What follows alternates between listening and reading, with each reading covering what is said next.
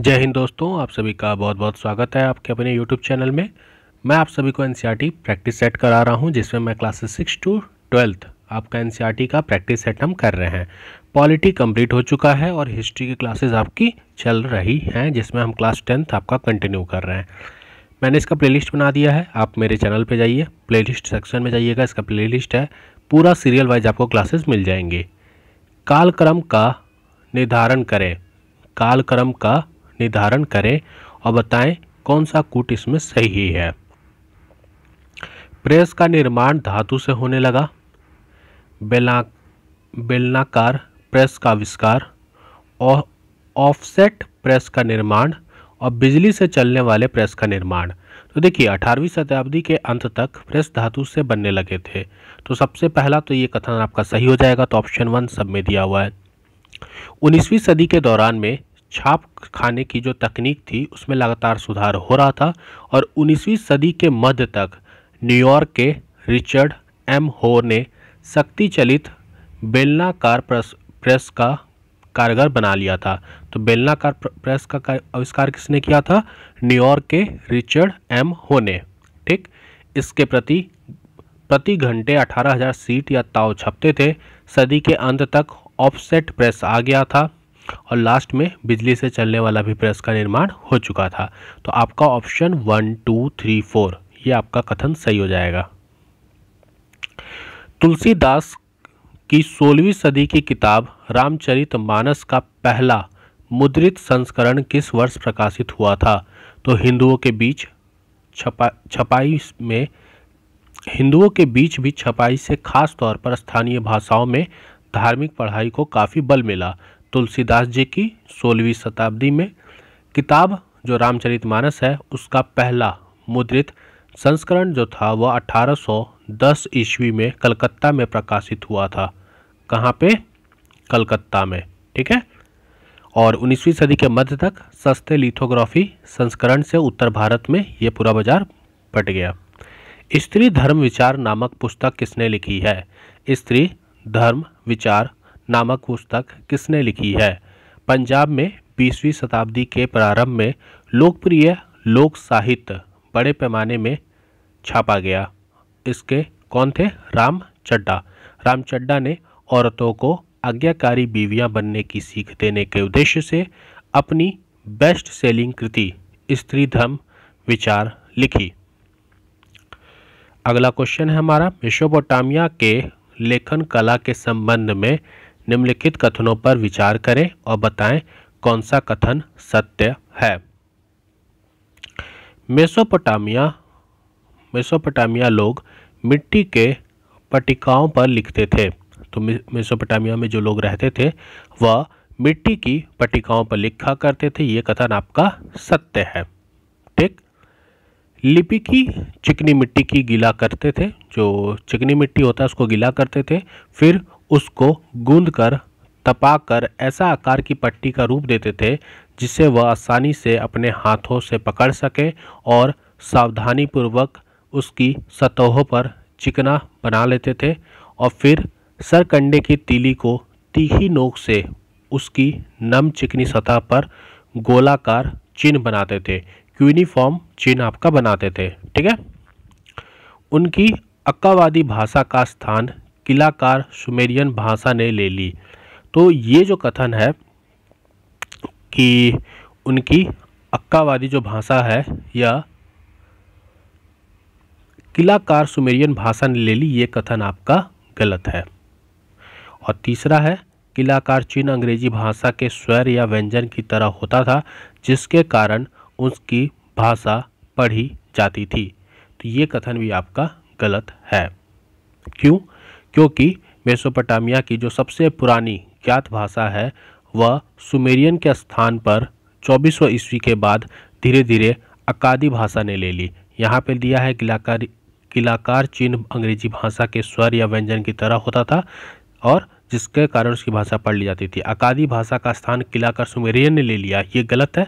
यहाँ पर उल्टा होगा कि सुमेरियन, ध्यान से समझिएगा, मेसोपोटामिया में सबसे पुरानी जो ज्ञात भाषा थी वह थी सुमेरियन भाषा। इसके स्थान पर किसने ले लिया? अकादी भाषा ने ले लिया। अकादी भाषा में किलाकार लेखन का रिवाज ईसो सन से पहले पहली शताब्दी तथा 2000 अधिक वर्षों तक चलता रहा। तो ये दोनों कथन आपके गलत हैं, पहला सही है। क्वेश्चन नंबर जो दूसरा ऑप्शन है इसमें कि सुमेरियन भाषा का स्थान अकादी ने ले लिया, क्लियर। और किलाकार चीन भाषा का व्यंजन नहीं, ये गलत है। आगे बढ़ते हैं। मेसोपोटामिया समाज के संबंध में निम्नलिखित कथनों पर विचार कीजिए, कौन सा कथन सही है। समाज के संबंध में पूछ रहा है, तो यहाँ पर एकल परिवार को आदर्श माना जाता था। पिता परिवार के मुखिया होते थे। पिता का घर, पशुधन, खेत आदि उसके पितरों को मिलता था। तो देखिए, कानूनी दस्तावेज, विवाह, उत्तराधिकारी आदि के मामले में संबंधित से पता चलता है कि मेसोपोटामिया में जो समाज था वह कैसा था, एकल परिवार था, जिसे हम न्यूक्लियर फैमिली कहते हैं। ठीक है, यहाँ पर शादीशुदा बेटा और उसका परिवार अक्सर अपने माता पिता के साथ ही रहा करते थे। पिता परिवार का मुखिया होता था। हमें विवाह की प्रक्रिया या विधि के बारे में कुछ जानकारियाँ मिली हैं। विवाह करने की इच्छा के बारे में घोषणा की जाती थी। वधू के माता पिता उसके विवाह के लिए अपनी सहमति देते थे। उसके बाद वर पक्ष के लोग वधू को कुछ उपहार देते थे। जब विवाह की रस्म पूरी हो जाती थी तब दोनों पक्षों की ओर से उपहार होते थे उनका आदान प्रदान किया जाता था और वह एक साथ बैठकर भोजन करते थे। फिर मंदिर में जाकर भेंट चढ़ाते थे। नववधू को उसकी सास लेने आती थी, तब वधू को उसके पिता द्वारा उसके दाएं का हिस्सा दे दिया जाता था और पिता का घर, पशुधन, खेत आदि उसके पुत्रों को मिल जाता था। तो इस क्वेश्चन का राइट आंसर आपका तीनों हो जाएगा। ठीक है, मैंने पूरा डिटेल बता दिया कि आपको क्वेश्चन के अलावा चीज़ें भी पता होनी चाहिए। मेसोपोटामिया के नगर नियोजन के संबंध में निम्नलिखित कथनों पर विचार कीजिए और बताइए कौन सा कथन असत्य कथन का चयन करें। अच्छा, असत्य कथन बताना है। मेसोपोटामिया में नगर नियोजन पद्धति सिद्ध थी। मेसोपोटामिया में खुदाई के बाद टेढ़ी मेढ़ी व संकरी गलियां पाई गई हैं, जो साथ ही घरों के भूखंड का एक ऐसा आकार ना होना यह सिद्ध करता है कि नगर नियोजन पद्धति का यहाँ पे क्या था, अभाव था। तो मेसोपोटामिया का जब खुदाई किया गया था तो वहाँ पर टेढ़ी मेढ़ी गलियां पाई गई हैं और इनसे ये पता चलता है कि वहाँ पर घरों के भूखंडों का आकार एक जैसा नहीं था। तो इसलिए हम नगर नियोजन पद्धति का यहाँ पे अभाव था। मोहनजोदाड़ो की तरह जल निकासी के लिए व्यवस्था की गई थी मेसोपोटामिया में। तो वहाँ गलियाँ के किनारे जल निकासियों के लिए उस तरह की नालियाँ नहीं थीं जैसा कि हमने मोहनजोदाड़ो में देखा था, बल्कि जल निकासी की नालियाँ और मिट्टी की नालियाँ नगर के घरों के भीतर आंगन में पाई गई हैं, जिससे ये समझा जाता है कि घरों की छतों पर ढलान भीतर ही होता था और वर्षा का पानी निकास नालियों के माध्यम से भीतरी आंगन में बने हुए हौजों में चला जाता था। तो ये कथन भी आपका गलत है। कमरे के अंदर रोशनी खिड़की से नहीं बल्कि आंगन में खुले दरवाजे से आती थी। ये कथन सही है आपका। कमरों के अंदर, वैसे हमसे असत्य पूछा है ना, तो दो तो असत्य हो ही गया आपके, पहला और दूसरा। ये आपका सही है। कमरों के अंदर रोशनी खिड़कियों से नहीं बल्कि दरवाजों से होकर आती थी, जो आंगन में खुले होते थे। इससे घरों के परिवारों में गोपनीयता भी बनी रहती थी। तो पहला दूसरा कथन असत्य है और तीसरा आपका सही है।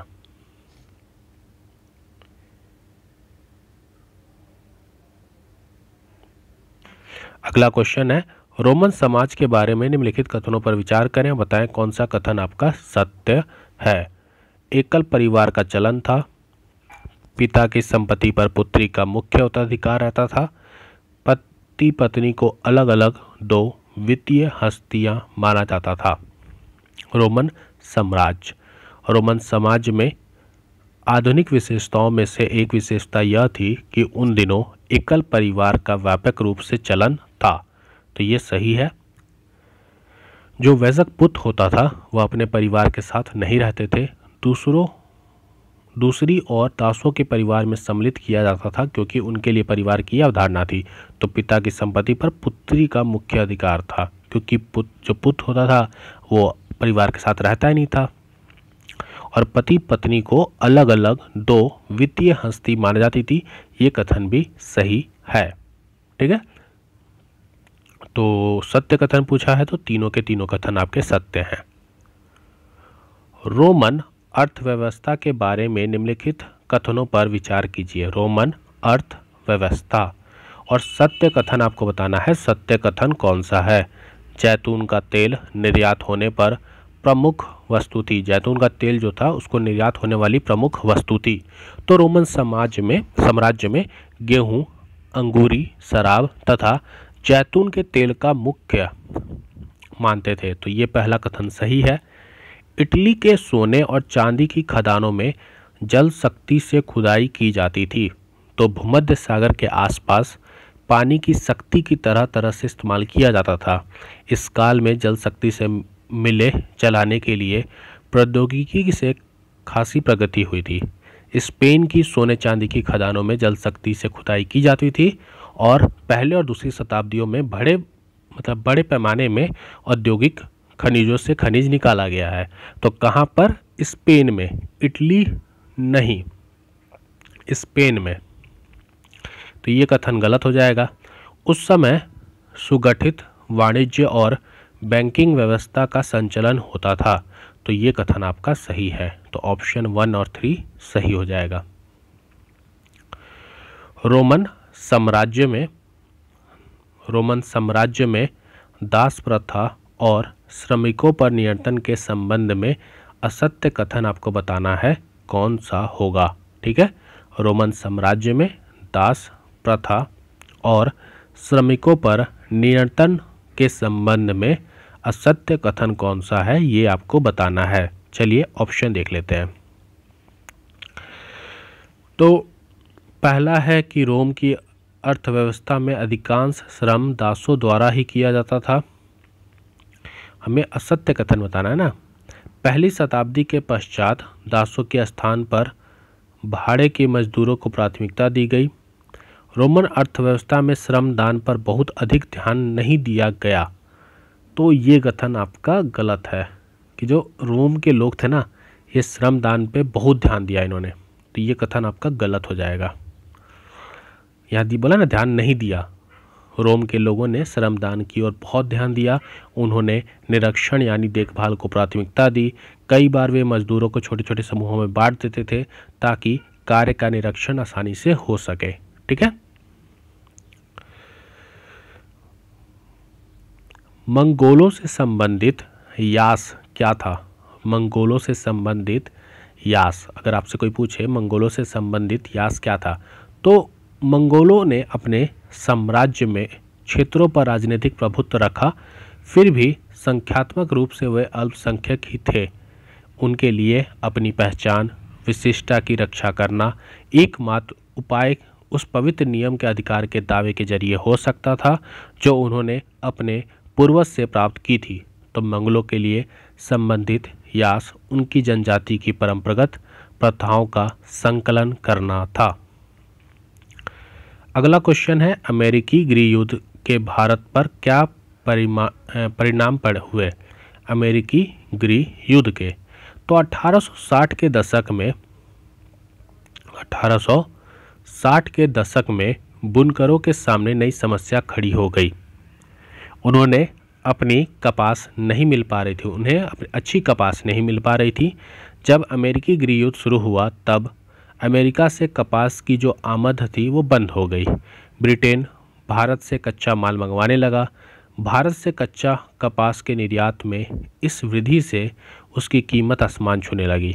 भारतीय बुनकरों को कच्चे माल के लाले पड़ गए। उन्हें मनमानी कीमत पर कच्ची कपास खरीदनी पड़ती थी। ऐसे सूरत में जो बुनकरों के सहारे पेट पालना संभव नहीं था, तो भारतीय बुनकरों के सामने कच्चे माल की समस्या उत्पन्न हो गई। सही है। ब्रिटिश की निर्भरता भारतीय कृषि पर बढ़ गई। ये भी सही है। अगला क्वेश्चन है हमारा, गिरमिटिया मजदूरों को सबसे ज़्यादा कहाँ भेजा जाता था? गिरमिटिया मजदूरों को सबसे ज़्यादा कहाँ भेजा जाता था?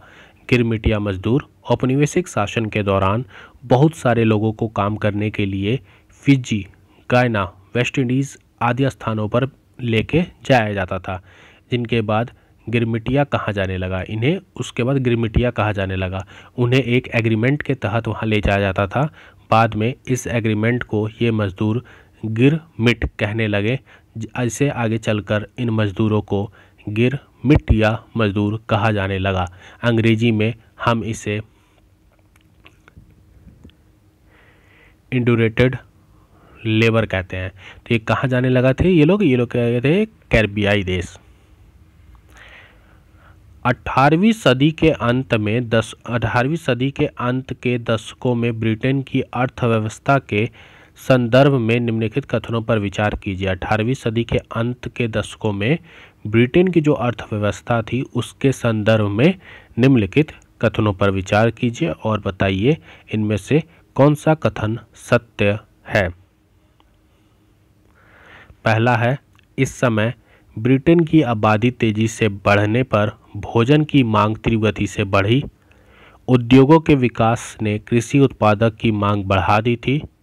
ब्रिटिश सरकार ने बड़े भूस्वामियों के दबाव में मक्के के आयात पर पाबंदी मार्शल लॉ के तहत लगा दी थी।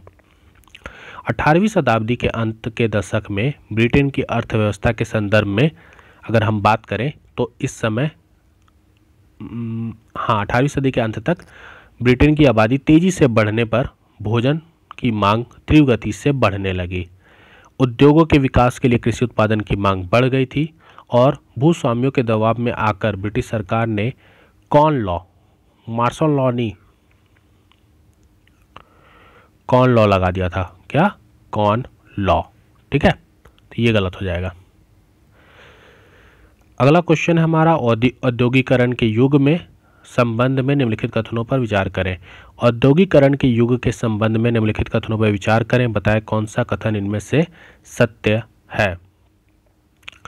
तो इंग्लैंड और यूरोप में फैक्ट्रियों की स्थापना के बाद ही अंतर्राष्ट्रीय बाजार के लिए बड़े पैमाने पर औद्योगिक उत्पादन होने लगा था। तो 17वीं और 18वीं शताब्दी के दौरान इंग्लैंड और यूरोप में फैक्ट्रियों की स्थापना से पहले भी अंतर्राष्ट्रीय बाजार के लिए बड़े पैमाने पर औद्योगिक उत्पादन होता था। तो ये कथन गलत है। इंग्लैंड और यूरोप में फैक्ट्रियों की स्थापना के बाद के चरण को बहुत सारे इतिहासकारों ने आदि औद्योगिकरण का नाम दिया था। तो आदि औद्योगिकरण का मतलब होता है प्रोटो इंडस्ट्रियलाइजेशन। प्रोटो इंडस्ट्रियलाइजेशन, ठीक है। तो ये उत्पादन फैक्ट्रियों में नहीं होता था।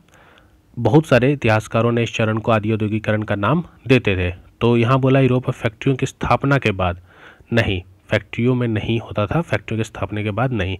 तो ना तो एक ना तो दो, दोनों के दोनों असत्य हैं। आज की क्लास का हमारा लास्ट क्वेश्चन, आज 15 क्वेश्चन ही हम करेंगे।